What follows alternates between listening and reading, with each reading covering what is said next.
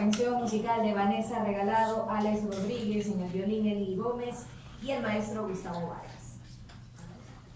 A continuación, tenemos la conferencia del historiador, el arquitecto Melvin Hoyos Galarza, sobre el proceso fundacional de Guayaquil.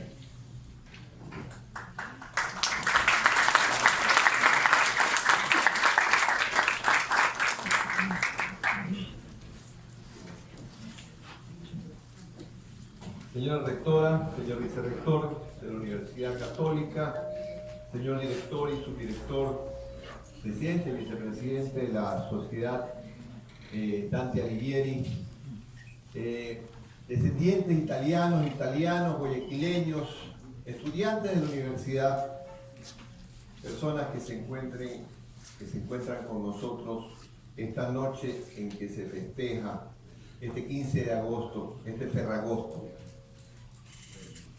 Hay paralelismos históricos por los cuales escogí, y así se lo hice saber a mi querido amigo Francesco,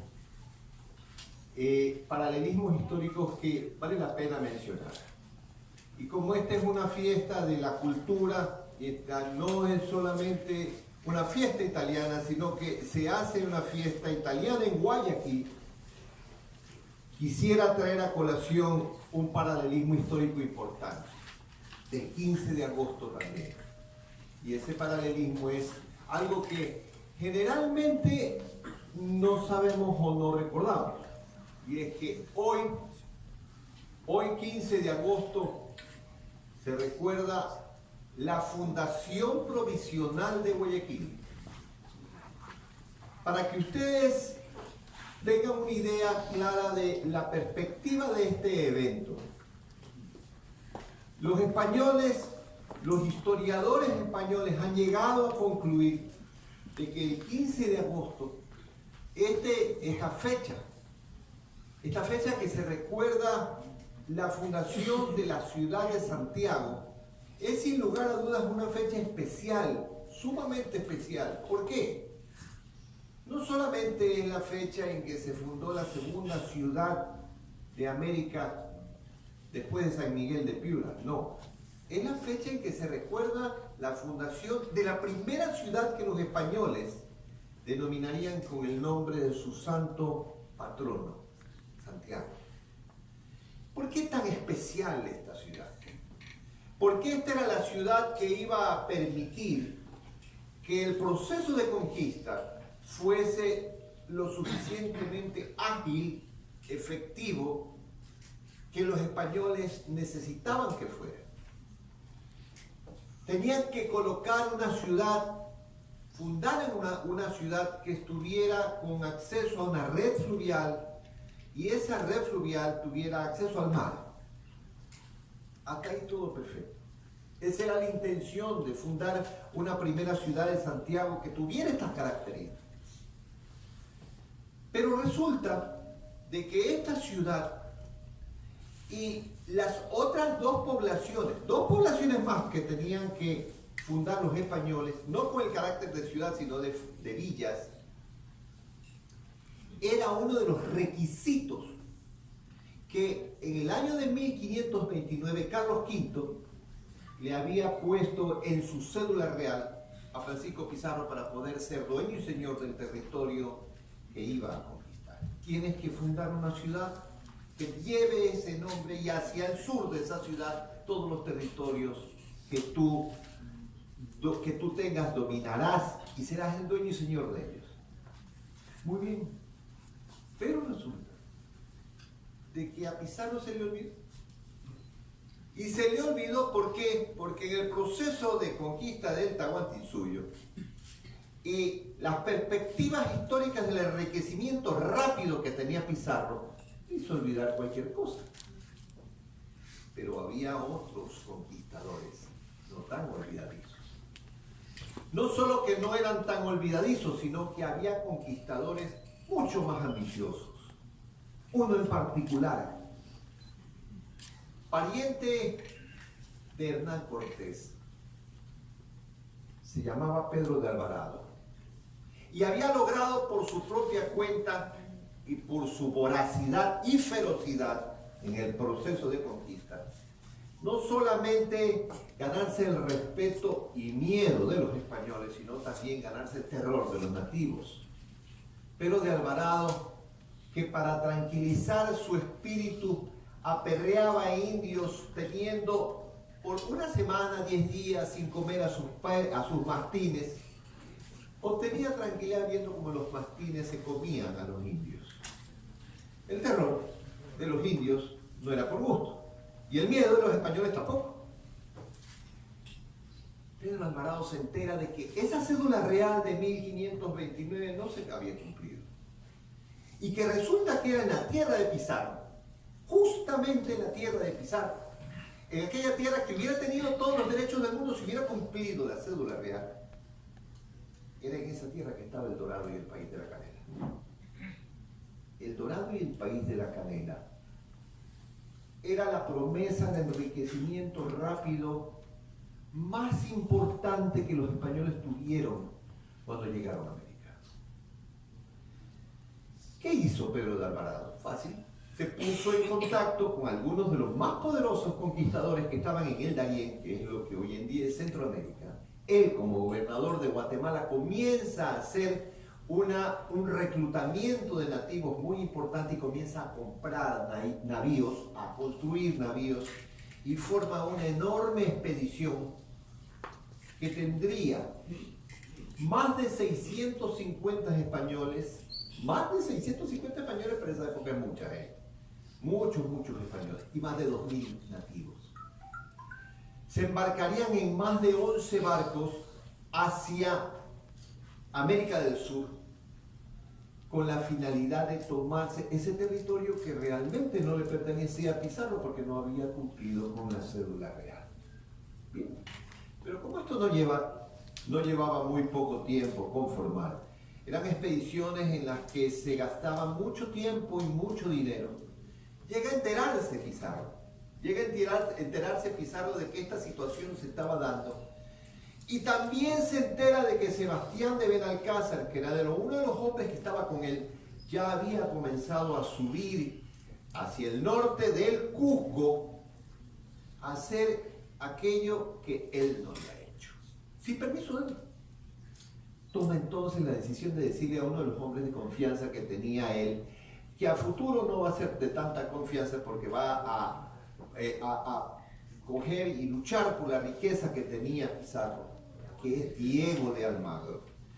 Y le pide a Diego de Almagro que suba lo más al norte que pueda para que finalmente se haga realidad la cédula real. ¿Qué tenía que ir a hacer Almagro? Tenía que ir a fundar lo más al norte que pudiera la ciudad de Santiago y las otras dos poblaciones, las otras dos villas. Cumplía de ese modo el estatuto definido en la cédula de Carlos V. Tenía que mandar un adelantado. ¿Por qué? Porque si iban a cruzar. Pedro Alvarado venía desde Centroamérica. Diego de Almagro subía desde Cusco. Y tenía que llegar un momento en que supiera que Pedro Alvarado estaba cerca. ¿Para qué? Para fundar en ese momento la ciudad y esperar que llegara Pedro Alvarado y se tocara con la sorpresa de que sí existía Santiago ya. Que sí existía Santiago ya, se lo habían jugado sucio porque sabía que Santiago no existía. Pero tenían que ganar la partida y tenían que hacerlo lo más pronto posible. Y eso fue lo que pasó. Se manda un adelantado, comienza el viaje con su gente Diego de Almagro. La cantidad de tropelías, robos y saqueos que hicieron los españoles no tuvo límite, al punto que al momento que llegaban a la llanura de Sicalpa, que fue el punto donde pararon, porque sabían que se acercaba ya Alvarado, ya tenían más de 150.000 pesos de oro, solamente fruto de los saqueos de las piezas que habían robado en los templos. Llegan pues a una llanura. Llegan a una gran llanura, la llanura de Sicalpa. La llanura de Sicalpa en el valle del Iribamba, donde se encuentra actualmente Riobamba. Todo ese territorio tenía un nombre prehispánico. Ese nombre prehispánico era Quito. Es un nombre Un topónimo que existe desde antes de que se descubra América. Como el topónimo de Guayaquil existe desde antes de que se descubra América. Entonces cogen y estructuran el proceso de fundar rápidamente una ciudad que llevara el nombre de Santiago. Y el 15 de agosto de 1534, con un acta de fundación que define que esa ciudad se fundaba provisionalmente. ¿Por qué provisionalmente? Porque había una falla. No estaba ni la red de ríos, ni el mar cerca. Pero estaba lo más al norte que habían podido y estaba cerca de la avenida de Pedro de Alvarado. Pedro de Alvarado había desembarcado en lo que hoy en día es Bahía de Caracas. Ahí había desembarcado. Algunos dicen que no fue sino en el Puerto Viejo. En el Puerto Viejo. El Puerto Viejo, que así fue denominado el puerto de la actual Manta, era otro de los lugares a donde el mismo mar botaba a las naves. Había desembarcado con los 650 españoles, había desembarcado con la gran cantidad de nativos, que trajo, y había comenzado el viaje ¿hacia dónde? Hacia la cordillera, porque es hacia la cordillera que tenían que dirigirse para este viaje que supuestamente les permitiría encontrar el país de la canela y el dorado. El adelantado que había mandado Diego Almagro llegó con la noticia de que efectivamente a tantos días de camino estaba y que venía enfermo y que se le habían muerto españoles y muchos nativos y que la situación para Pedro Alvarado en su expedición no era buena. Esto no solamente le preocupó a Diego de Almagro, sino que se puso en conversaciones con Benalcázar, que estaba cerca también, y dijo, apenas llegue, le compramos la expedición. Porque era muy fácil. Este hombre, con el carácter que tenía, y me refiero a Pedro Alvarado, podía venir y armar una guerra civil entre españoles. ¿Por qué? Porque sabía de que se la habían jugado sucio. Había que mostrarle el oro. Te compro la expedición. Y no sentirse que había hecho una inversión en balde y un viaje en balde. Y eso sucedió. Cuando llegó Pedro Alvarado ya sabía que se iba a encontrar con esto. Tenía gente que había también ido para adelante para ver qué era lo que estaba pasando y si es que era cierto que había más allá españoles. El 15 de agosto de 1534, que se había fundado la ciudad de Santiago, que se había establecido el cabildo de la ciudad de Santiago en la región de Quito, en consecuencia Santiago de Quito,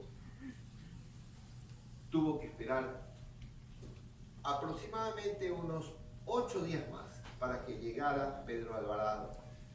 Y obviamente cuando llegó todo estaba hecho. La ciudad estaba establecida y como pensó Almagro, salió al encuentro de Alvarado, lo saludó y le dijo, qué bien que hayas llegado porque necesitamos poblar esto. Te compro la expedición. Antes le cortó completamente la capacidad de reacción.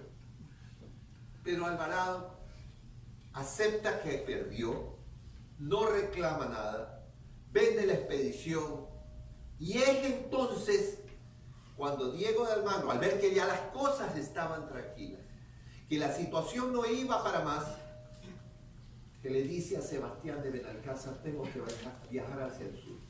Y tengo que viajar hacia el sur porque tengo que recogerle la firma a Francisco Pizarro para poderle dar el oro a Pedro de Alvarado. No podía darle el oro tan ligeramente. Estos andaban atrás del oro, porque le iba a dar el oro, por más que supiera que estaba haciéndolo por algo justificado, tenía Pizarro que dar el visto bueno. Y parte Diego de Almagro con Pedro de Alvarado hacia el sur para sacarle la firma a Pizarro, no sin antes de decirle a Sebastián de Benalcázar, Sebastián, aquí la ciudad no sirve para nada. Aquí la ciudad no va a poder dar la utilidad que nosotros pretendemos. El proceso de conquista tiene que facilitarse con una ciudad que esté junto al mar y cerca de una red fluvial. Y solo ahí, tan solo ahí, es que Sebastián de Benalcázar coge y adopta la responsabilidad de trasladar la ciudad de Santiago, que se había fundado en la región de Quito, hacia la costa. Parte Pedro de Alvarado, junto con Diego de Almagro, hacia el sur. Parte después de un tiempo Sebastián de Benalcázar, no sin antes coger parte de esos 650 españoles que habían venido con Pedro de Alvarado para distribuirlos. ¿Distribuirlos en dónde? En las dos villas, porque también había que fundar con la finalidad de que estuviera completamente cumplida la cédula real. Y entonces, y solo entonces, ya Pizarro podía tener dominio absoluto desde el punto de vista legal de este territorio. Nace entonces una villa. Una villa para poder partir esa cantidad enorme de españoles, de 650 españoles, y destina 250 a la nueva villa. Una villa que nacerá el 28 de agosto de 1534 y que tendrá como nombre San Francisco. Sí, San Francisco, en la región de Quito, nacía San Francisco de Quito. Y manda a otro conquistador, a Francisco Pacheco, hacia la costa, para que en ese lugar nazca San Gregorio el Cordoviejo. Y entonces estaban fundadas las tres poblaciones. Santiago, la primera ciudad, la primera y más importante ciudad, Santiago, de la región de Quito y las villas de San Francisco y San Gregorio. Justo antes de trasladarse, un asunto legal que observa Benalcázar antes de viajar hacia el sur para reubicar la ciudad de Santiago, se da cuenta que en el sitio donde estaba San Francisco no iba a funcionar y tenía que ser un sitio que permitiera hacer una población más grande. Traslada a alguno de los españoles que venía trayéndose hacia el sur y con 350 hombres reubica San Francisco el 6 de diciembre de 1534, más al norte de donde estaba.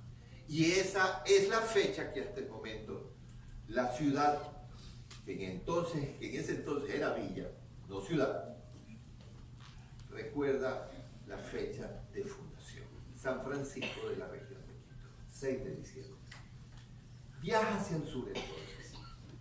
Viaja hacia el sur y se equivoca. Se equivoca porque tenía en mente ríos y no mares. Y llegando a Tomebamba se sorprende de ver los restos de las maravillosas edificaciones de los incas, en donde había vivido por muchísimos años Huayna Cápac. Y dice, este es el sitio. Gracias a Dios tenía un capitán, Diego de Tapia, que en su momento fue bueno y después muy malo, que le dice, no es aquí, ¿dónde está el mar? Iba a poner la ciudad de Santiago donde está Cuenca. Y la mueve, entonces dice, no, tienes razón. Y comienzan a viajar de nuevo hacia el norte, pero con dirección a la costa. Acercándose a la costa y viendo en el horizonte un gran río, se encuentra con nativos. Ya llevaba él un intérprete a los que les pregunta, ¿y cómo se llama este territorio? Y este territorio le dijeron que se llamaba Huayliaquil. Huayliaquil, que en la lengua que se hablaba en ese sitio, que era la lengua safiqui, quería decir tierra fértil de la más grande tribu que había en el lugar, que era la tribu de los Quilcas. Una de las 17 tribus que han sido comprobadas que conformaron la cultura manteño-huancavilca. Y esa era la tierra de los Quilcas, ese era el Guayaquil, el territorio que llevaba ese nombre, con un río del mismo nombre y un cacique que había tomado el nombre del territorio del río. Un gran cacique. Un cacique generoso, un cacique que al conocerlo a Benalcázar le brindó su amistad. No solo le brinda su amistad, sino que le ayuda a establecerse. Y nacerá entonces en 1535, para el mes de junio, no se conoce el día, la ciudad de Santiago, en Guayaquil. y los españoles que tenían por costumbre para definir en sus mapas el lugar geográfico donde estaban dejando destinadas las ciudades que fundaron, la llamaron Santiago de la región de Guayaquil y por contracción Santiago de Guayaquil. Esa Santiago de Guayaquil que había nacido como Santiago de Quito el 15 de agosto de 1534 provisionalmente, y así está en el acta de fundación, se establecía en el mes de junio de 1535 en Guayaquil. Aquí comenzó a crecer en una vida coherente y coordinada con los nativos que vivían en un pueblo pequeño al lado, que también tenía el nombre de Guayaquil. Todo se llamaba Guayaquil acá. Pero hubo un problema. Daza y Tapia, los lugartenientes de Benalcázar, no eran muy normales que digamos.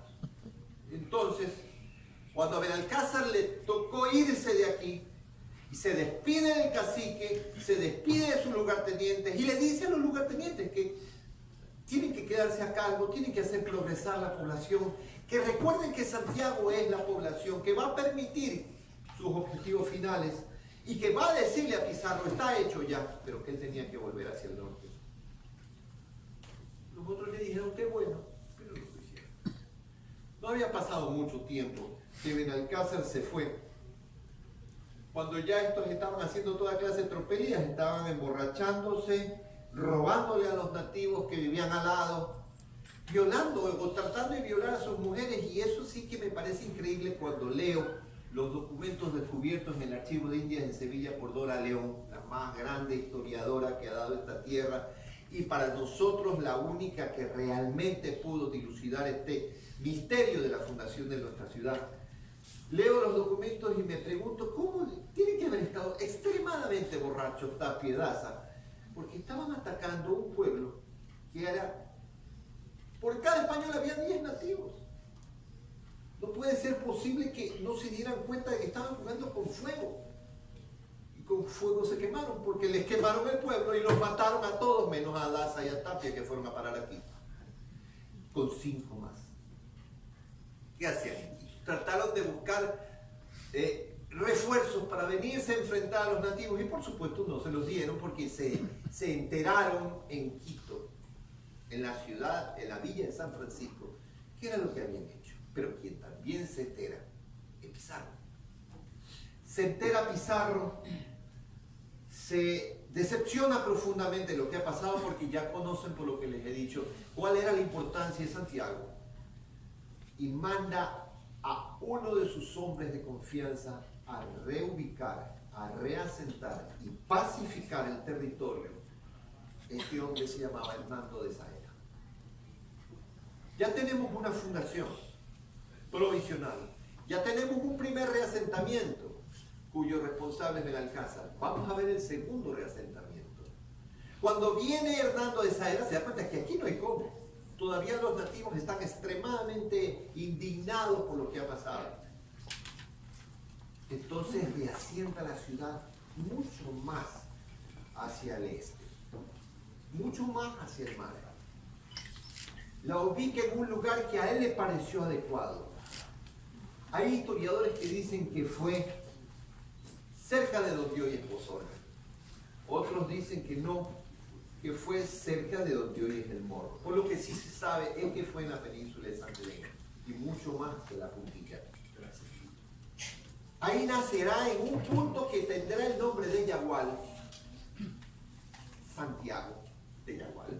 ¿Por qué? Porque como recordamos, los españoles ponían el nombre nativo, el topónimo nativo junto al nombre español, para ubicarse geográficamente donde estaban poniendo las ciudades. Nace Santiago de Yagual, y por desgracia, nace en 1536, por desgracia, vuelvo a repetir, no por mucho tiempo. Porque Pizarro, al poco tiempo que acá estaba naciendo Santiago de Yagual, Pizarro tiene un problema con un hijo de Atahualpa. La gente que rodeaba al hijo de Atahualpa, este chico se llamaba Manco Inca. la gente que lo rodeaba se da cuenta cuáles realmente eran las intenciones de Pizarro. Que no es que estaba ayudando a la familia del Inca, no. Estaba haciendo todo lo posible para dominar a la familia del Inca y en consecuencia poder tener dominio sobre los tesoros que estos poseían. El sitio a donde está Pizarro lo sitian los incas, lo sitian el ejército incaico, pero él manda a ver lo más rápidamente posible a todos los españoles que tenía cerca. De todas maneras, la diferencia sí la hicieron las armas de fuego. Que cuando comenzaron a llegar, se pudo dominar esta suerte de sublevación. Pero ¿qué pasó cuando se dominó? Le ordena a Saera que regrese a repoblar Santiago. Se lo ordena a Pizarro. Pero Saera no volvió. Saera se queda en Lima. Y no le llama la atención a Saera y no se disgusta con Saera. ¿Por qué? Porque ya tenía problemas también con los españoles Pizarro. ¿Con qué españoles? Con los que seguían a Diego de Almagro, que se estaba dando cuenta que por cada 3 piezas de oro que cogía Benalcázar, a él solamente le daba una. Y Diego de Almagro en estas expediciones y en esta aventura puso más oro que Pizarro. Y esa fricción entre Almagro y Pizarro verán que dará origen a una primera batalla entre españoles a futuro en este territorio. Como podrán ver, es un enredo del diablo. Esto de aquí es el proceso fundacional de la ciudad de Santiago. Vamos a ir viendo después cómo en síntesis son cuántos conquistadores, en cuántos lugares y en cuántos años se terminó dando todo eso. ¿Qué es lo que pasa? No va a Saera. Llamemos entonces a mi primo, dice Pizarro. ¿Dónde está el primo de Pizarro? Está en San Gregorio. Lo han nombrado gobernador. Se llama Francisco de Orellana. Y le manda una misiva. Por favor, ayúdame, necesito pacificar el territorio y Santiago no puede perderse. Santiago es la ciudad que permitirá que nosotros podamos consolidar nuestro dominio sobre este territorio. Orellana baja desde Puerto Viejo y a medida que va bajando, no tenía muy clara la película, le habían oído hablar de que tenía que tener un río cerca, algunos ríos, pero un gran río. Es el río Daule, que tiene este nombre desde tiempos inmemoriales porque es el nombre de la tribu de los Daulis, que era la tribu que dominaba sobre ese río y que era otra de las tribus de la cultura manteca huancayo. Aquí dijo, en este sitio, aquí hay gente, aquí podemos definir encomiendas, hay muchos nativos, quedémonos aquí. Y reasienta la ciudad de Santiago en el año 1537, en donde hoy está Daule. En donde hoy está Daule. No lo digo yo. Lo dijo la doctora Dora León, que después de 50 años logra descubrir todos y cada uno de los puntos en donde va definiéndose los reasentamientos de Santiago. Entonces nace Santiago de Daule. Santiago de Daule, 1537. No hay mucho tiempo que está establecida. No hay mucho tiempo establecida Santiago de Daule. Le llega una carta. ¿De quién? De Pizarro. Nuevo problema tiene Pizarro. Ahora ya no son los nativos, ahora es Almagro mismo, que armado conjuntamente con todos aquellos que lo apoyaban, cogen y se enfrentan. Necesitaba la ayuda de la mayor cantidad de españoles que estuvieran con ellos, con Pizarro. Pizarro necesitaba que fueran a ayudarlo. Orellana era su primo. Y Orellana tenía mucha gente. Entonces Orellana va a ayudar a Pizarro a defenderse de Almagro y de sus hombres. Y nace la primera batalla a la que les hice referencia. Batalla entre españoles. La batalla de las Salinas. Y la batalla de las Salinas, que finalmente será el vencedor Pizarro con la ayuda de Orellana. La batalla de las Salinas, cuando termina, hace que Pizarro con más tranquilidad le diga a su pariente: Francisco, por favor, Santiago tiene que existir. Santiago es necesario reasentarla. Busca un lugar, recuerda que no es un río, tiene que ser una red de ríos junto al mar. Y entonces compra una nave, compra caballos, compra vituallas, todo esto Orellana con sus propios recursos, y le dice: estoy haciendo este esfuerzo por ti, pero tú tienes que nombrarme también gobernador de la población que yo reasiente. Y esto prácticamente es una nueva fundación. Y es cuando Diego Almagro le dice, perdón, es cuando le dice Francisco Pizarro, tienes razón, puede ser una nueva fundación.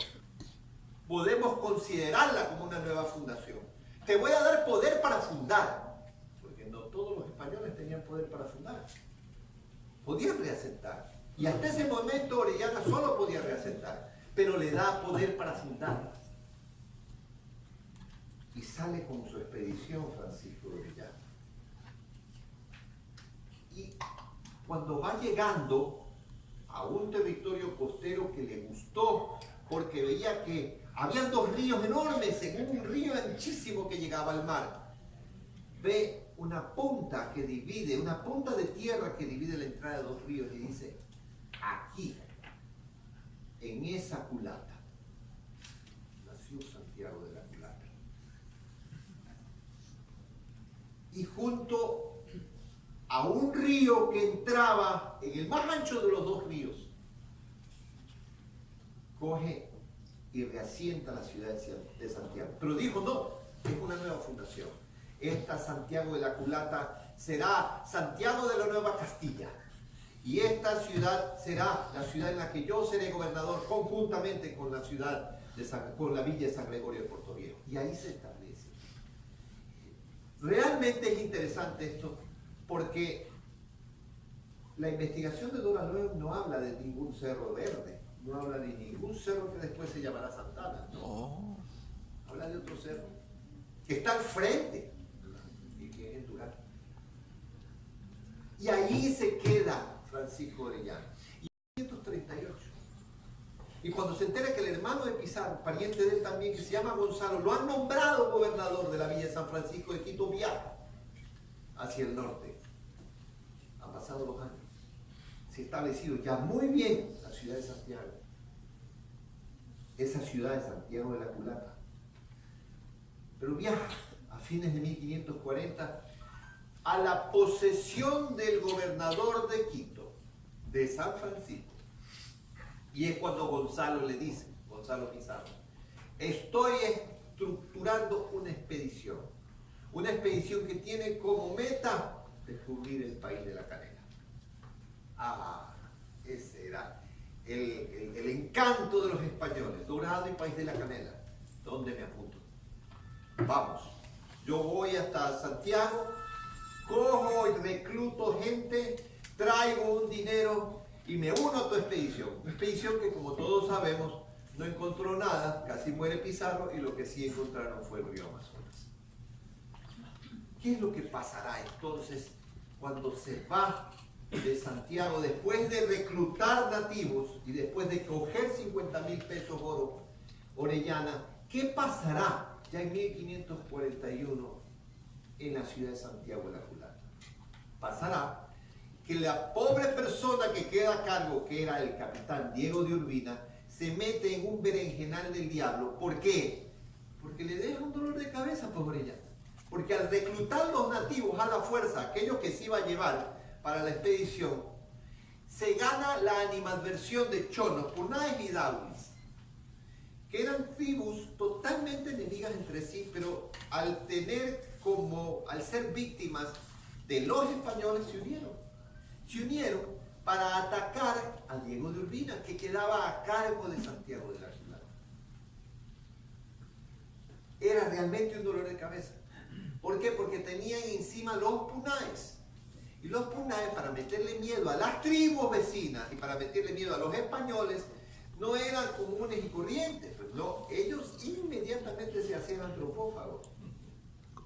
Y lo suavecito que hacían era decapitar a la víctima y bebérsele la sangre para que no pueda renacer. O sea, eso era lo light, era suave. Lo que no era tan suave era comérselos. Bueno, ¿quién fue la víctima? La víctima, para meterle miedo a Urbina, la víctima fue nada más ni nada menos que Vicente Valverde, el padre Valverde. El famoso padre que le dio a Atahualpa la Biblia y le dijo que ahí estaba la palabra de Dios, y Felipillo, el traductor, le dijo, ahí está la palabra de Dios, y el otro como un radio lo puso aquí para oír a Dios, y al no oír a Dios, ¡pum!, por allá fue la Biblia. Y herejía, y ahí es que lo agarran a Atahualpa. Este mismo era. Y ya no era un cura cualquiera, era el obispo Valverde. Los Punaes, para mala suerte el obispo Valverde, para en la isla Puná, viniendo para Guayaquil, para la ciudad de Santiago de la Culata, que ya estaba bien establecida, tenía por 2 años. Y lo agarran, le cortan la cabeza, se lo comen, le mandan la cabeza a Diego Urbina, y alguien a decirle que ya el resto está aquí. Entonces, ¿qué es lo que pasa? Como Urbina sabía de la pata que cojeaban los Punaes, no le cogió miedo. Más bien Urbina era un hombre muy, muy valiente y audaz. A eso es lo que quiere. Ok. Coge clandestinamente de noche y traslada tanto a Puerto Viejo como al sector donde hoy día está Boliche a toda la población. Y solo se queda con los pocos que estaban armados. Era un gran estratega, era un gran militar. Y se enfrenta con los nativos. Se enfrenta y en varias escaramuzas los vence. Y espera que le manden refuerzos desde Puerto Viejo. Le llegan los refuerzos y ve que los Punaes huyen hacia la isla. Firma una suerte de armisticio con los Laulis y con los Chonos y se va a la isla Puná. Y en la isla Puná mató a todos los caciques y los pacificó, entre comillas. Lo que hizo fue matarlos, regresarse y en el momento que regresa pedir que vuelvan los habitantes de Santiago y decir, de aquí nos vamos. Vámonos a otro lugar. En este lugar no va a ser fácil crecer. Había llevado todo esto desde 1541 hasta 1544. Durante más de 2 años había sido una vida de zozobra para él, para los habitantes de Santiago de la Culata, y había sido un verdadero problema. ¿Quién lo había ayudado a salvar prácticamente a toda la población? No me lo van a creer. El cacique que había quemado la ciudad de Santiago cuando Tapia y Daza hicieron sus tropelías en 1535. El cacique era. Y en homenaje al nombre del cacique y en homenaje al territorio Santiago de la Culata, gracias a Diego de Urbina, a partir de 1544 pasa a llamarse Santiago de Guayaquil. Solo a partir de 1544 se llama de manera definitiva Santiago de Guayaquil.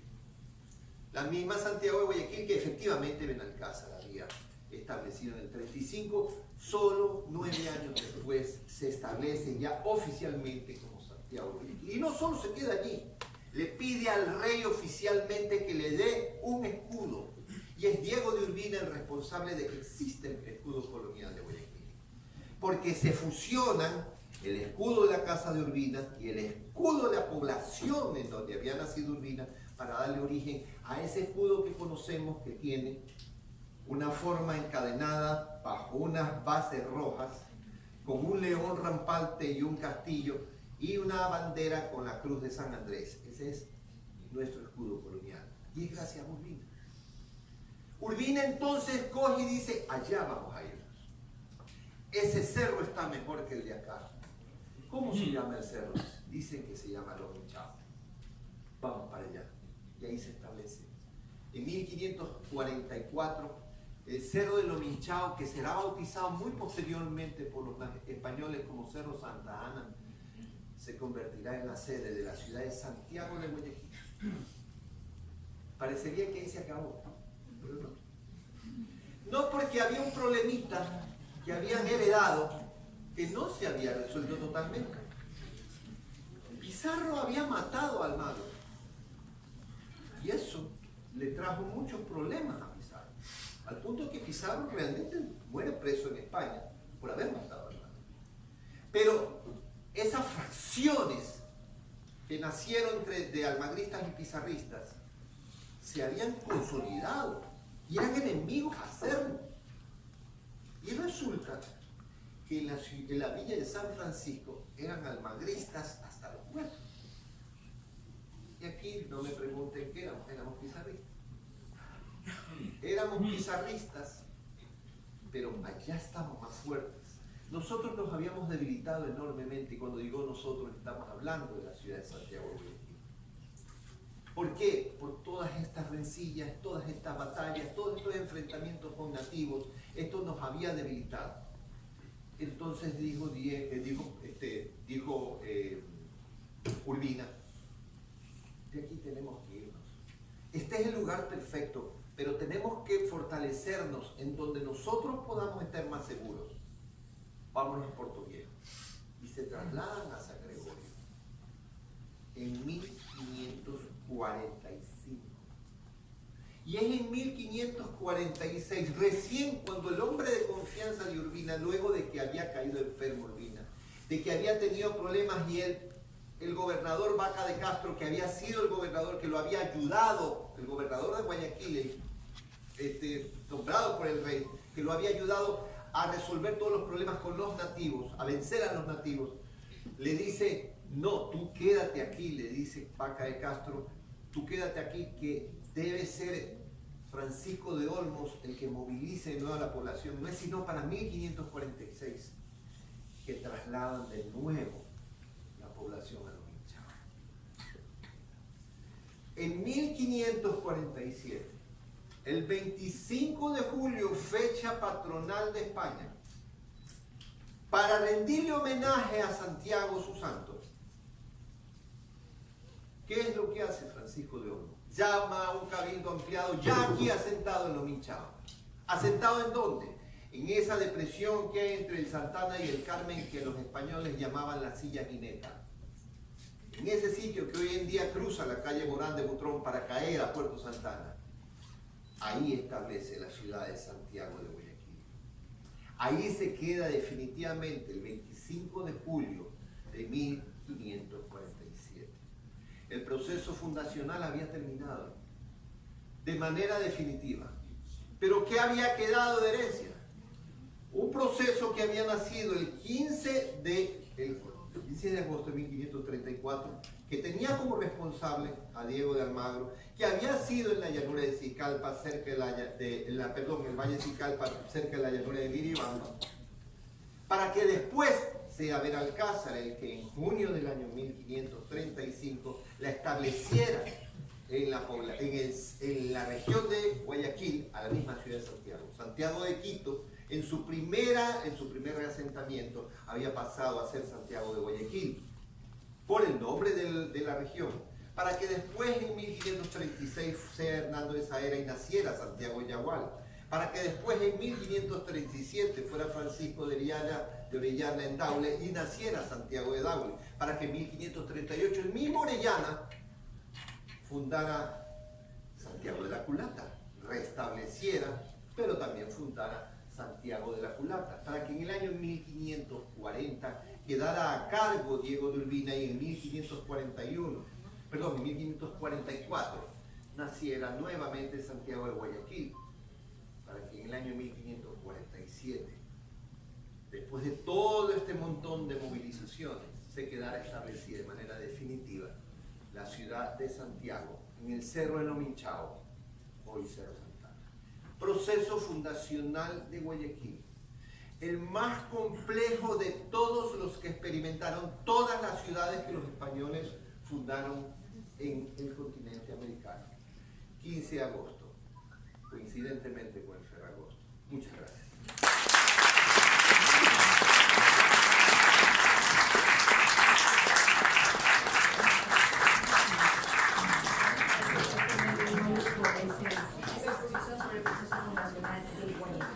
A continuación tenemos la presentación musical de los alumnos del taller de canto lírico con su